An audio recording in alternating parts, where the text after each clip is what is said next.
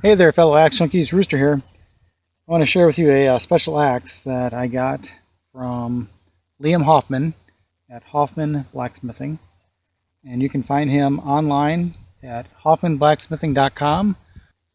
So he sent me this axe. It is a trapper's hatchet, or a trapper's axe. It has a hardened pole. Comes with a really nice sheath. It's all hand forged. He does use some of the industrial equipment, but it's a really good axe. Like I said, the pole is hardened, the bit is hardened. Show you the profile on it. It's a hickory handle, I believe. Maybe it's ash. I don't remember which one he gave me, but I think this is ash. Fits really good in the hand. Fills my hand, I guess we'll call it. And I've actually used this so far to limb out some storm damaged trees that fall in the driveway. And so I've already got some use on it. But just like any axe or hatchet, normally there's a reason why it's made, and this is a trapper's hatchet, a trapper's axe, so I want to use it for how it was intended and make a deadfall trap with it. And what I'm going to do is I'm actually using the pattern or the idea from the Foxfire 4 book.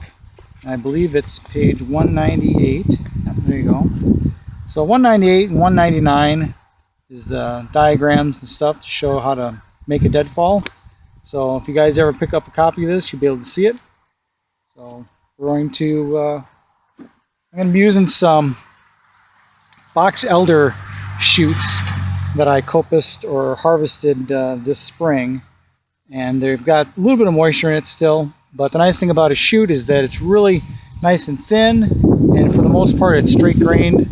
And so we're going to process that up and make our parts for our deadfall with it. So stay tuned.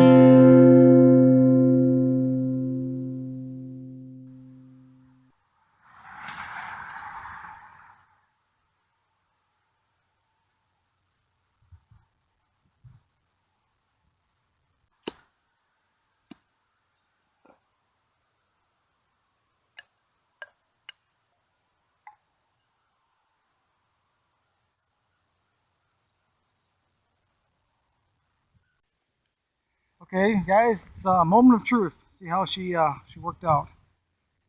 So I've got this cookie that is actually a throwing target that I got left over, and basically represent what a flat rock or a very large flat surface that you can use for your dead weight for your deadfall.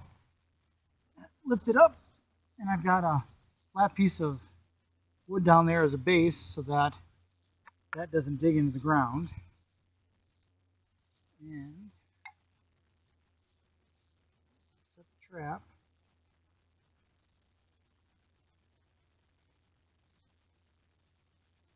And then this end is where you'd slip the bait on.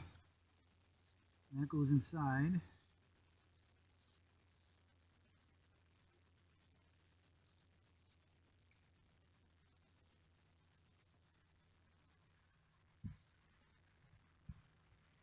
So I keep the pressure on here to keep the weight up, and then I can slide this in nice and slow.